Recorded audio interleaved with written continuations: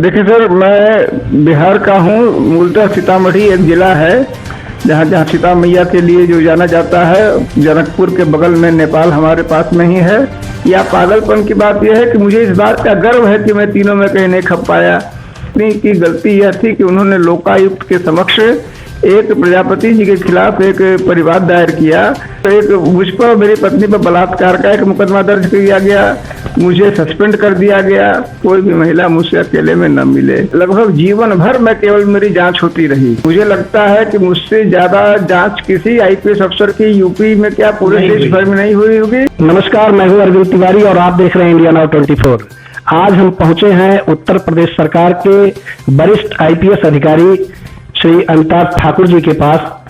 आइए हम उनसे जानते हैं उनकी बेबाक की और बेबाक टिप्पणी के लिए मशहूर अमिताभ ठाकुर जी रहे हैं। अपने पूरे सेवा काल में अपनी बेबाक टिप्पणी और निष्पक्ष कार्यप्रणाली के लिए मशहूर रहे हैं, जाने जाते रहे हैं। आइए हम आपको मिलवाते हैं और इनकी पूरी कहानी जानते हैं आईपीएस अमिताभ ठाकुर की जुबानी। सर, आप अपना पूरा परिचय, पारिवारिक पृष्ठभूमि और आईपीएस में आने तक की पूरी कहानी आप अपने हमारे दर्शकों को बताएंगे। देखिए सर, मैं बिहार का हूँ। मूलतः सीतामढ़ी एक ज़िला है जहाँ जहाँ सीता मैया के लिए जो जाना जाता है। जनकपुर के बगल में नेपाल हमारे पास में ही है। मेरे फादर स्टील अथॉरिटी में थे, सेल में। वो इंजीनियर थे, तो वो बोकारो चले आए थे। पहले बोकारो बिहार में था। मेरे ख्याल से मैं सेवा में आ गया हूँ। उसके बाद 2000 के आसपास जब झारखंड बना तो हम झारखंड में हमारे फादर अब वहाँ रहते हैं। मेरे पिता इंजीनियर थे, मेरी माँ शिक्षिका थी। हम लोग 2 भाई हैं। मेरा छोटा भाई आईएएस अफसर है झारखंड में। अब वो प्रधान सचिव वहाँ कहलाते हैं, जैसे हम यूपी में प्रमुख सचिव बोलते हैं, वो प्रधान सचिव हैं। हम 2 भाई हैं। मेरी पत्नी का नूतन नाम है, मेरे भाई की पत्नी, उनका प्रीति नाम है। और ये भी एक आश्चर्य है कि वो दोनों भी सगी बहनें हैं। यानी नूतन और प्रीति सगी बहनें हैं। मेरे 2 बच्चे हैं, एक लड़का है, एक लड़की है। और मेरे भाई के भी 2 बच्चे हैं। मेरे बच्चे लॉ करके अपना इस समय पीएचडी कर रहे हैं। और मेरे भाई के दोनों बच्चे यूएस से इंजीनियरिंग कर रहे हैं। जैसा कि सभी लोग जानते हैं कि आपकी पत्नी एक प्रमुख समाज सेविका के रूप में मशहूर हैं और शायद किसी एनजीओ से भी जुड़ी हुई हैं। इसके बारे में आपका क्या कहना है? देखिए, मेरी पत्नी नूतन जो है वह एक एक्टिविस्ट हैं। एक लंबे समय से वो काम कर रही हैं। और मुझे इस बात की बेहद खुशी होती है कि जब मैं सेवा में था, अब तो मुझे लोगों ने जबरिया रिटायर कर दिया, भगा दिया, एक तरह से मैं कहूँगा लात मार के निकाल दिया। लेकिन जब मैं सेवा में था तब भी वो लगातार सामाजिक काम करती थी। ट्रांसपेरेंसी के क्षेत्र में, अकाउंटेबिलिटी के क्षेत्र में जहाँ गड़बड़ी लगती थी या लगती है, वो उन्होंने उसको पॉइंट आउट करने की कोशिश की। कुछ सफलताएं उनके हाथ आई, तमाम असफलताएं आई, बहुत कुछ झेलना पड़ा। लेकिन यह जरूर है कि बड़ी ईमानदारी से, शिद्दत से वो अपना काम करती हैं। इसी बीच वो अधिवक्ता भी हैं, हाईकोर्ट में वकालत भी करती हैं। ज़्यादातर मामलों में जिनमें पीड़ित लोग होते हैं, न्याय नहीं जिन्हें मिल रहा होता, वो आते हैं और उनको यथासंभव निष्पक्ष ढंग से और पुरजोर ढंग से न्याय दिलाने का प्रयास करती हैं। जैसा कि अमिताभ जी, हम लोग अभी आपके पास आए जब, तो आपके बंगले के बाहर लिखा हुआ है अमिताभ ठाकुर आईपीएस जबरिया रिटायर। इसके पीछे की क्या कहानी है, आप बताना चाहेंगे हमारे दर्शकों को? देखा जाए, ये जबरिया शब्द जो मैंने जानबूझ के लिखा, रिटायर्ड तो खैर अभी अगर सही स्थितियां होती तो मैं अभी रिटायर्ड नहीं होता। मेरी 7.5 साल के करीब की सेवा बाकी थी। लेकिन कुछ, जैसे मान लीजिए, मैं इसको ऐसे समझता हूँ कि कुछ मेरे अंदर ही ऐसी कमी है, कुछ खोट है कि मुझे सालों से, अब तो कहूँगा दशकों से, किसी भी मुख्यमंत्री, मंत्री आदि ने पसंद नहीं किया। कई लोग कहते हैं कि इनके भाग तब सुधरेंगे, उनके भाग सुधरेंगे। कई लोग होते हैं वो नीले में नहीं खपे, हरे में खप गए, हरे में नहीं खप गए, खपे केसरिया में खप गए। मैं उस तरह का, मैं कहूँगा कि अजीबोगरीब मूर्ख इंसान रहा, जो न नीले में खपा, न केसरिया में खपा, न हरे में खपा। और इसका मुझे सबसे उससे बड़ी बेवकूफ़ी की बात यह है, या पागलपन की बात यह है कि मुझे इस बात का गर्व है कि मैं तीनों में कहीं नहीं खप पाया। जबकि आमतौर पर लोग इसका अफसोस करते हैं। कई लोग कहते हैं यार मुझे तो किसी ने पसंद नहीं किया, तो उसका बड़ा मायूसी उनको दिखती है। मुझे इस बात का गर्व लगता है कि तीनों के तीनों ने से मैं नहीं खपा। कोई ना कोई अच्छी या बुरी बात तो मुझ में जरूर रही होगी। वर्तमान समय में सर आप आईजी स्तर के अधिकारी रहे हैं, अगर आप सर्विस में होते तो आज आईजी होते। और पिछले दिनों सुनने में आया था कि एक बार मुलायम सिंह के खिलाफ ही आप उनके आवास के सामने ही बैठ करके सड़क पर कामकाज करना शुरू कर दिया था। तो इसके पीछे क्या घटनाक्रम था? आपको क्या ऐसा लगता था कि नहीं, हमारी बात शासन में नहीं सुनी जा रही है, इसलिए आपने वहां बैठ करके काम करना शुरू कर दिया था? देखा जाए उसकी पृष्ठभूमि ये थी कि मेरी पत्नी नूतन ने उस समय गायत्री प्रजापति जी का जलवा था, वो खनन मंत्री थे, उनके तमाम किस्से मशहूर थे और तमाम बातें कही जाती थी। तो मेरी पत्नी की गलती यह थी कि उन्होंने लोकायुक्त के समक्ष एक प्रजापति जी के खिलाफ एक परिवाद दायर किया। शुरू में तो लोकायुक्त उस समय जो थे उन्होंने इनकी बड़ी तारीफ की, लेकिन बाद में ऐसा लगता है कि उस समय लोकायुक्त थे मिस्टर मेहरोत्रा, इनके मेहरोत्रा, वह निश्चित रूप से किसी दबाव में आ गए होंगे, तो उन्होंने इनको ही धमकाने का काम शुरू कर दिया। और उसके बाद ये हुआ कि हम लोग पर मुझ पर मेरी पत्नी पर बलात्कार का एक मुकदमा दर्ज किया गया, मुझे सस्पेंड कर दिया गया। यहाँ पर मैं आपको एक सेकंड के लिए रोकूंगा। एक बार का प्रकरण है, मुझे याद है, जहां तक कि आपने अपने कार्यालय के बाहर लिखवाया था कि कोई भी महिला मुझसे अकेले में मेरे कार्यालय में न मिले। इसके पीछे की क्या कहानी है? ये देखा जाए ये वही कहानी थी। जब मेरी पत्नी ने गायत्री प्रजापति जी के खिलाफ परिवाद दायर किया तो जनवरी 2015 के आसपास अचानक हमें एक प्रार्थना पत्र किसी ने भेजा कि यार तुम्हारे खिलाफ रेप का एक शिकायत आई है। जाहिर सी बात है कि जब मैंने कोई रेप नहीं किया था या मेरी पत्नी ने कोई ऐसा सहयोग नहीं दिया था तो हम लोग चकित रह गए। तो यह मालूम चला कि किसी महिला ने पूरी तरह मनमर्जी एक कहानी बना दी थी कि वो हमने उसको अकेले में बुला के उसके साथ दुष्कर्म किया। इस घटना से आहत होकर मैंने अपने कार्यालय में बोर्ड लगवाया था कि कोई भी महिला मुझसे अकेले में न मिले। तो उसके बाद जो मैं आपको कह रहा था, तो बाद में जो मुझ पर तमाम इस तरह के आरोप लगे, सस्पेंशन वगैरह हुआ, मेरी बात कोई नहीं सुन रहा था, तो मैं मुख्यमंत्री आवास के सामने मैं गया था, मैं वहाँ बैठा था। वह सांकेतिक था, निश्चित रूप से वो मेरे कष्ट का एक प्रकार से प्रदर्शन था, अपनी अभिव्यक्ति थी निश्चित रूप से। एक चीज और बताएं सर हमारे दर्शकों को कि आप सीधे आईपीएस अधिकारी रहे हैं, जबकि आज सरकार ने 3 आईपीएस अधिकारियों को जबरिया रिटायर कर दिया है, राजेश कृषि जी को और राकेश शंकर जी को, जबकि दोनों पर, राजेश कृषि पर आजमगढ़ में भर्ती घोटाले में आरोप सिद्ध हुए थे और राकेश शंकर जी पर देवरिया में जो कांड हुआ था स्टेफन वाला, उसमें आरोप थे। आपके ऊपर ऐसा कोई आरोप सिद्ध नहीं हुआ है, फिर भी आपको जबरिया रिटायर किया गया। इसके पीछे क्या कारण है, क्या कहना चाहेंगे आप? देखिए, इस पर भी मैं एक चीज कहूंगा कि जैसे मैंने कहा कि मुझे किसी रंग को मैंने बनाया, उसी प्रकार से एक मेरे साथ यह भी खासियत रही कि मैं लगभग जीवन भर मैं केवल मेरी जांच होती रही। मुझे लगता है कि मुझसे ज्यादा जांच किसी आईपीएस अफसर की यूपी में क्या पूरे देश भर में नहीं हुई होगी। हर बात की जांच हुई। इस घर पे जिसमें मैं आपसे इंटरव्यू दे रहा हूँ, इसी टेबल पे विजिलेंस वालों का छापा आया और यह भी एक आश्चर्य का विषय रहा। मुझे लगता है ये बड़ा रेयर होता होगा कि विजिलेंस वाले भाग रहे थे, हम उनको कह रहे थे कि तुम हमारी पूरी सर्च करो, और जो है वह कह रहे थे कि नहीं हमारी सर्च हो गई। हमने कहा बिना पूरी सर्च किए नहीं जाने दूंगा।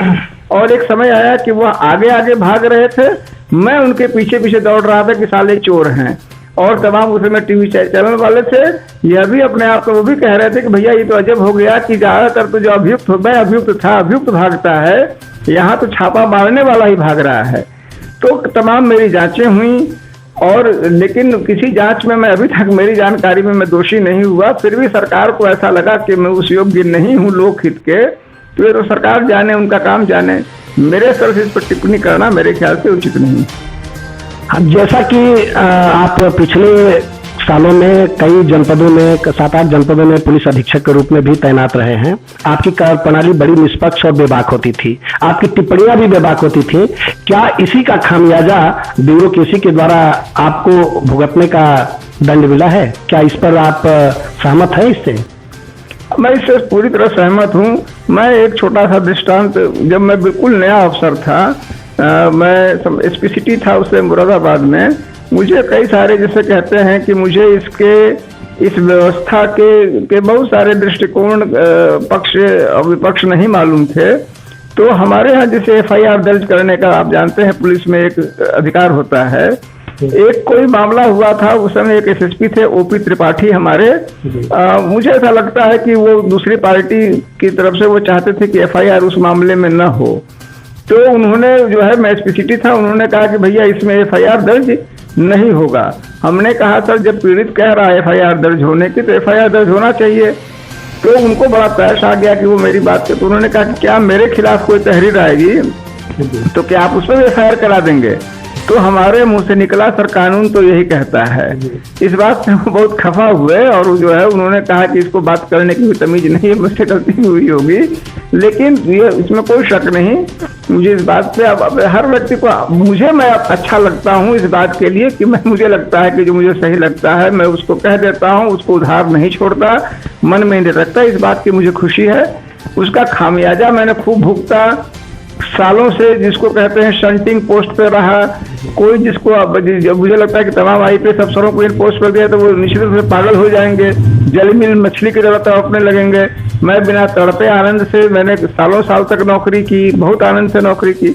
तो उसको जो बकाने का जो एक रोग है उसका दिल से खुशी हुई, बाहरी बहुत सारे कष्ट भी हुए।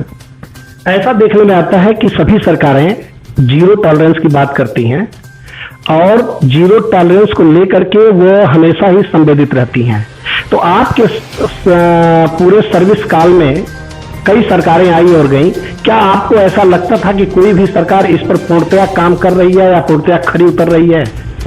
देखिए, मैंने जो जीरो टॉलरेंस का मतलब जाना है उत्तर प्रदेश में, क्योंकि मैं यूपी में ही मुझे अवसर मिला, भारत सरकार में अवसर नहीं मिला। मैंने जीरो टॉलरेंस का मतलब जाना है कि विपक्ष के प्रति जीरो टॉलरेंस, सत्ता पक्ष का टॉलरेंस से कोई मतलब नहीं है। सत्ता के प्रति जीरो टॉलरेंस का मतलब सत्ता के खिलाफ कोई FIR नहीं, सत्ता पक्ष के खिलाफ कोई कार्रवाई नहीं, यानी सत्ता के खिलाफ जीरो कार्रवाई, और विपक्ष के खिलाफ 100% कार्रवाई, विपक्ष के खिलाफ, कमजोर के खिलाफ जीरो टॉलरेंस, मजबूत नौकरशाह, मजबूत पुलिस अफसर के खिलाफ जीरो कार्रवाई, और मेरे जैसा कोई मरियल या पिलपिला टाइप का कोई अफसर हो जिसका कोई बाई बाप न हो, उसके खिलाफ कठोरतम कार्रवाई। तो जीरो टॉलरेंस का मतलब मैंने समझा कि आप आदमी दिखाइए, मैं आपको कानून दिखाऊंगा। जैसा कि देखने में आया है कि पुलिस से या फिर किसी बाहुबली से या किसी राजनेता से प्रताड़ित होकर के आम जनता अपनी फरियाद लेकर के न्यायपालिका के पास जाती है, और आप तो खुद एक वरिष्ठ IPS अधिकारी रहे हैं। आपने कभी, जब भी आप प्रताड़ित हुए, तो क्या कभी आपने न्यायपालिका की शरण ली या आपको वहां से क्या कोई सुविधा मिली या आपको न्याय मिला? देखिए, न्यायपालिका एक प्रकार से मेरा दूसरा घर हो गया था, क्योंकि जब लंबे समय तक मैं ब्यूरोक्रेसी में लड़ता झगड़ता रहा अपने हक व अख्तियार को लेके, न्याय को लेके, सत्य को लेके, तो प्रताड़ित होता रहा। तमाम बार न्यायपालिका गया।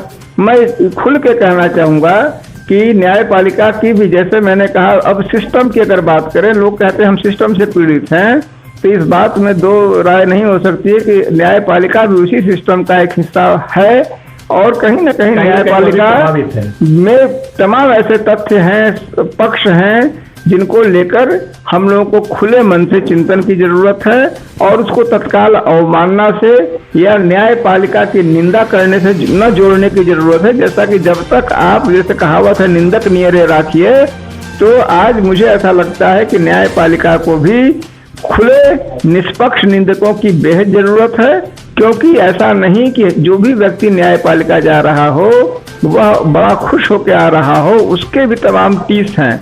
जैसे कि कहते हैं कि हम अंतिम चीज के लिए, अंतिम काम के लिए अगर हम न्यायपालिका गए अंतिम उद्देश्य से, और वहीं अगर निराशा मिली तो निराशा घोर होती है और पूरे सिस्टम से विश्वास उठता है। ऐसा भी मैंने अनेकानेक लोगों में देखा। कई मामलों, अपने मामलों में भी मैंने देखा कि जस्टिस अगर मिला भी तो बहुत विलंब से मिला। तमाम मामलों में आज भी मेरे मामले लंबित हैं, तो वहाँ भी तत्परता की नितांत आवश्यकता है, ऐसा मेरा मानना है। जी, जैसा कि लोग बताते हैं और मुझे भी जानकारी है कि आप एक अच्छे लेखक और कवि भी हैं। मैंने पढ़ रहा था कहीं आपने अपनी माँ के नाम एक कविता लिखी थी, जिसमें माँ को आपने संबोधित किया था कि माँ आपका बेटा कभी आपके इस झुकने नहीं देगा। तो क्या इसके पीछे क्या कहानी है, और आप अब तक कितने समय तक सोशल मीडिया पर एक्टिव रहते हैं, ये हमारे दर्शकों को बताएंगे। देखा जाए, मैं जो आपने कविता की बात कही, मैं थोड़ा सा इसमें सुधार करूंगा। वह कविता मेरे भाई ने, मेरा जो छोटा भाई मैंने बताया अविनाश कुमार नाम है, जो झारखंड में IAS है, उसने लिखा था। उसने मेरे संबंध में लिखा था, उसने अपने भावुकता को प्रकट किया था। ये उसकी कविता थी और बड़ी मार्मिक थी। हमारे जो से हम लोग इतने लोग थे, वास्तव में हम लोग बड़े द्रवित भी हुए थे उससे। और जहाँ तक सोशल मीडिया का प्रश्न है, मुझे लगता है कि मैं 2007 के आसपास मैं सोशल मीडिया से जुड़ा, और मुझे धीरे धीरे यह महसूस हुआ कि ये बड़ा सशक्त मीडिया है। आप अपनी बात कह सकते हैं, लोगों की प्रतिक्रियाएं सुन सकते हैं, नए तथ्य जान सकते हैं, लोगों से इंटरेक्ट कर सकते हैं। यह भी अपने आप में, जैसे कई लोग आजकल एक दूसरे को जब छेड़ना हो, चढ़ाना हो, तो व्हाट्सएप यूनिवर्सिटी का कहते हैं, व्हाट्सएप यूनिवर्सिटी, फेसबुक यूनिवर्सिटी। तो मुझे लगा कि अगर इसका अच्छा उपयोग किया जाए तो यह भी अपने आप में एक अच्छा खासा अध्ययन का, ज्ञान का, साहचर्य का एक अच्छा सोर्स है। यदि उसमें डूब न जाया जाए, उसका गलत उपयोग न किया जाए। जैसे कि अब मैं देखता हूँ कई लोग इसको सीधे सीधे माँ बहन, माँ के तीनों चारों पांचों शब्द जो होते हैं, माँ वाली गाली के पांचों शब्द खुलेआम लिख देते हैं, बहन के पांचों अक्षर लिख देते हैं। तो वह जो कर रहे हैं और उससे भद्दी भद्दी बातें, वह तो गलत क्या है, मुझे लगता है वो तो स्पष्ट अपराध है। लेकिन जो इसका अच्छा उपयोग कर रहे हैं, मुझे लगता है कि ईश्वर की यह भी एक नेमत है, वैज्ञानिकों ने खोज के दिया, यह अत्यंत प्रशंसनीय है। जैसा कि पिछले दिनों विकास दुबे हत्याकांड ही कहा जा सकता है उसे, उसके जब ये पकड़े गए तो आपने एक टिप्पणी की थी, एक भविष्यवाणी को उसको कह सकते हैं आपने किया था कि हो सकता है कि विकास दुबे मारा जाए। इसके बारे में आपका क्या कहना है? देखिए, ये तो जाहिर सी बात है कि पुलिस के जो लंबे अनुभव में मुझे था और जिस प्रकार के मुझे तेवर दिख रहे थे, और तेवर इसलिए था कि ऐसा है, देखिए, खिसियानी बिल्ली खंभा नोचे वाली बात थी। पहले आप कुछ कर नहीं पाए, घटना घट गई, उसके बाद आपको बड़े आप अपने just to save your face, आप किसी को उसी तरह से कुछ भी कर दे रहे हैं।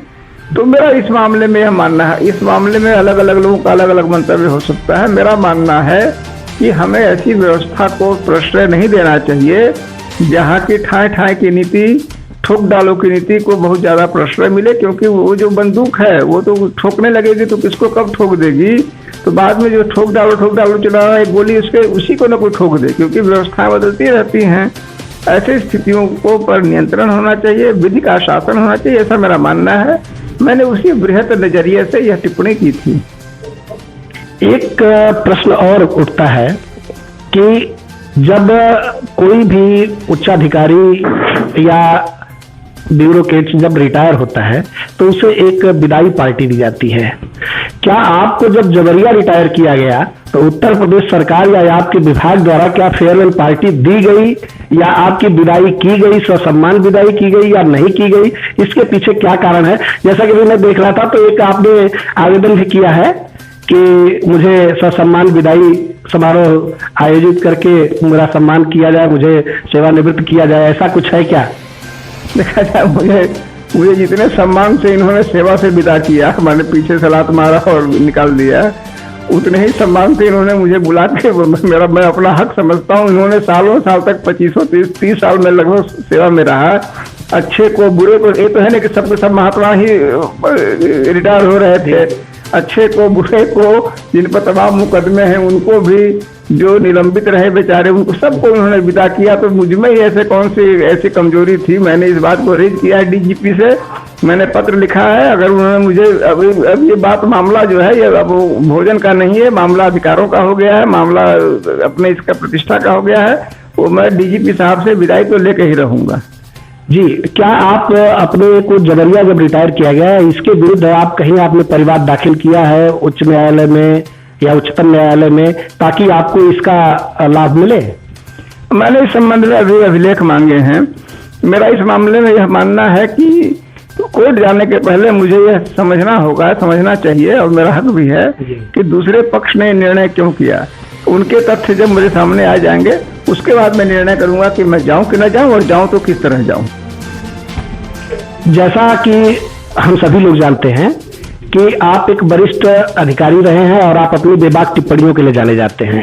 कोई भी सरकार हो, सरकार की गलत नीतियां आपके गले के नीचे नहीं उतरती थी। तो क्या इसका खामियाजा आपको आज रिटायरमेंट के रूप में भुगतना पड़ा या इसके पहले भी आईपीएस अधिकारी रहते हुए भी आपको भुगतना पड़ा था? मैंने आपसे जैसा कहा अपनी बातचीत में, मैंने अनुरोध किया, 15 साल से मैं इस चीज को अच्छी तरह से देख रहा हूँ, बुरी तरह देख रहा हूँ। सालों साल मैं शंटिंग पोस्ट पे रहा, तमाम बार प्रमोशन नहीं हुआ, एक बार सीधे एसपी से आईजी बन गया, आईजी से बाहर निकाल दिया गया। तो कोई ऐसे पोस्ट नहीं मिला जिसको लेके कोई भी आदमी उत्साहित हो गया, अरे मुझे कोई महत्वपूर्ण पोस्ट मिला है। अत्यंत ही महत्वहीन पद मुझे दिए गए। हमारे यूपी पुलिस में 2 सबसे नीचे के पद माने जाते हैं, रूल्स मैनुअल और सिविल डिफेंस।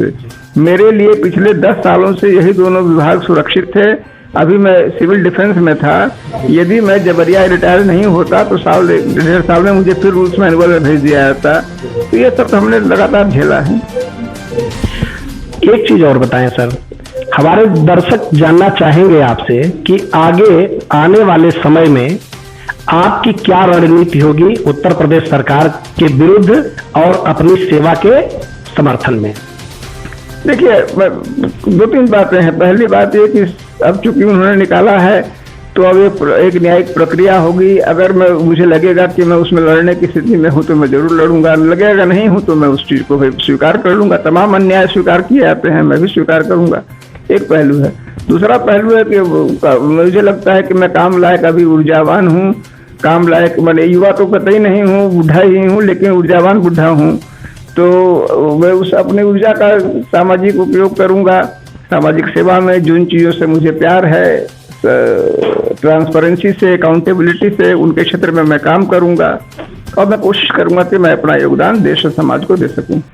जैसा कि आप जानते भी हैं कि न्यायपालिका, विधायिका और कार्यपालिका, इन तीनों से जब कभी कोई व्यक्ति पीड़ित होता है तो वह न्यायपालिका की तरफ जाता है या फिर वह ईश्वर के पास अपनी फरियाद लगाता है। चौथा स्तंभ जो कहा जाता है मीडिया का, क्या कभी आप अपने आप को न्यायपालिका, कार्यपालिका, विधायिका के अलावा मीडिया से कभी आपको उलझन महसूस हुई या कभी आपने असहज अपने आप को महसूस किया? देखिए, आपने बहुत ही अच्छी बात कही है और इस बात से आप भी बहुत ज़्यादा, मैं समझता हूँ, आप जो भी आदमी मीडिया में है और ईमानदार है वो इस बात को महसूस कर रहा है। कष्ट का विषय है कि जैसा मैंने न्यायपालिका के बारे में कहा कि उनको एक देखने की जरूरत है, मीडिया में तो और ज़्यादा स्थिति खराब है। न्यायपालिका की तो एक व्यवस्था है, मीडिया में तो अब कोई व्यवस्था नहीं बची है, चंद लोगों के हाथों में वो आ चुकी है और ऐसा लगता है कि उन चंद लोगों के स्वार्थ बहुत ही ज़्यादा गहन हो गए हैं। तो वह अपने आप में एक गंभीर स्थिति है। जाहिर सी बात है कि मेरे जैसा आदमी जो न्याय के लिए लड़ता है वह मीडिया से उम्मीद करता है, अपने लिए नहीं तो अपने कॉज के लिए, अपने विषय वस्तु के लिए।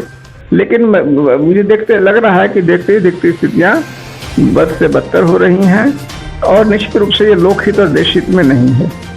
आपकी आवाज कई मीडिया वालों ने उठाया है जिस पर सरकार संचेतित भी है।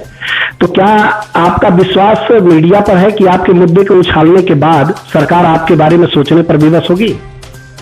देखिए, मैं एक चीज कहूँ, मैं अपने मामले के लिए मुद्दे को उछालने पर मुझे विश्वास नहीं करता। अपने मामलों के लिए मैं तो न्यायिक और प्रशासनिक प्रक्रिया पर विश्वास करता हूँ।